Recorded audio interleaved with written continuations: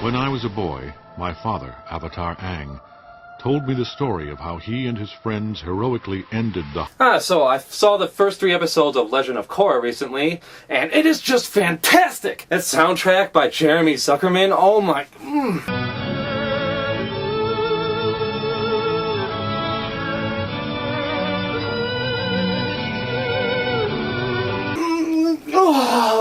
Speaking of orgasms, look at Aang's family. Like, him and Katara hooked up and they only had 1 son.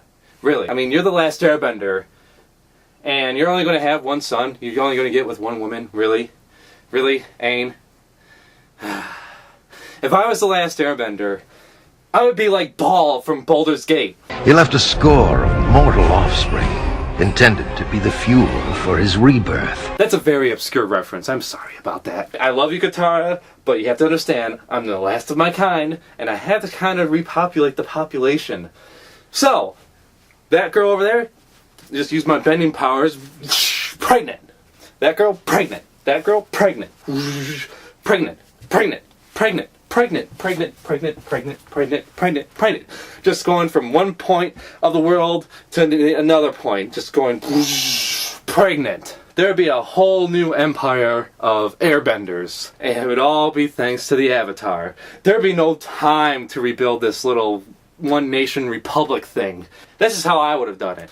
I do like how it takes place years and years later. They did not play it safe. Well, however the series turns out from now, you have to give them credit. They did not play it safe because they could have just went and said, oh, this is the new adventures of The Last Airbender, and have the same characters, probably even like a similar setup, just to guarantee some bland and huge sales, probably. Just, you know, fan service, I guess. But no. They took a risk and they made an original setting. It's steampunk-ish, which I really like. Steampunk. Oh, God. We are introduced early on in the first episode to our main protagonist, the Avatar, Korra. Korra, please come in here. I'm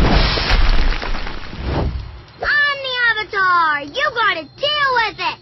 Who is a female. She's headstrong, arrogant, and how many series do you know have a female lead that is not all girly, as in following her roles as a female? There's... And then there's...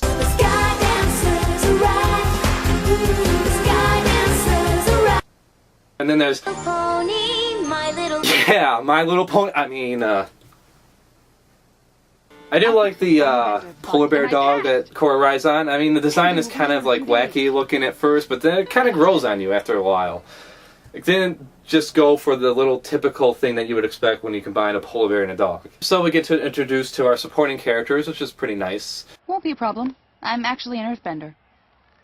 I'm sorry, no, I didn't mean to assume, because I was just figuring, with your water tribe getup, that you are a water tribe gal. No, you're right. I'm a waterbender and a firebender. I'm very confused right now. You're the Avatar, and I'm an idiot. Both are true. No way. The Avatar. They're alright. I can't say that they replaced the original characters, but that's not the point. They're not there to replace anyone. Everyone's already gone. They did their own thing, and they're gone. They're done. And they serve on this little bending team. They compete against each other, and it's pretty interesting. I think the game's a little more interesting to watch than Quidditch. Looks like the Sook's in trouble. He's in Zone 3, teetering over the brink. And Sook takes a dip. He'll be back. Or any other made-up fake sport that I can remember. And of course, Korra being the arrogant and headstrong person that she is, she has trouble doing airbending. Don't force your way through! Dance like the wind! Be the lead!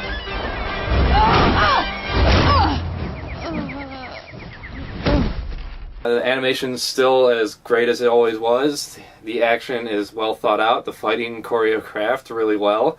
We get our establishing supportive characters in the second episode. You get the establishment of Korra in the first episode. That's great. And then the third episode starts off with... Oh my god, what is that? No, it's alright.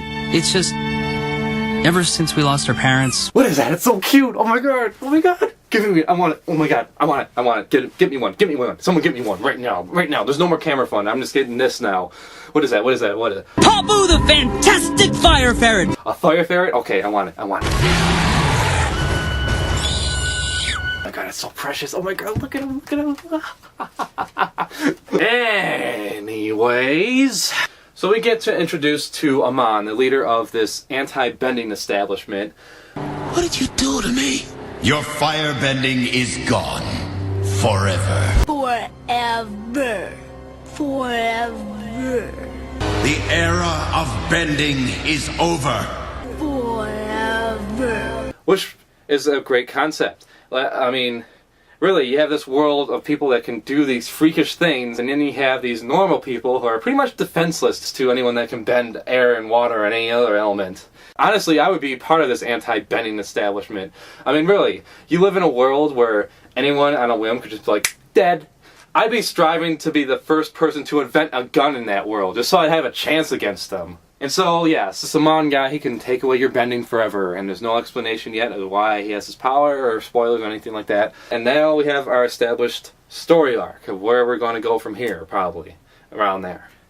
So, that's great. And then there's this, oh yes, there's this cool fight too with this guy in an electric sticks and steampunk outfit, and it looks like, oh, I want to cosplay that so bad. It's awesome. So there you have the first 3 episodes, and yeah, I'm very, very interested. It's completely different than the original, which is great.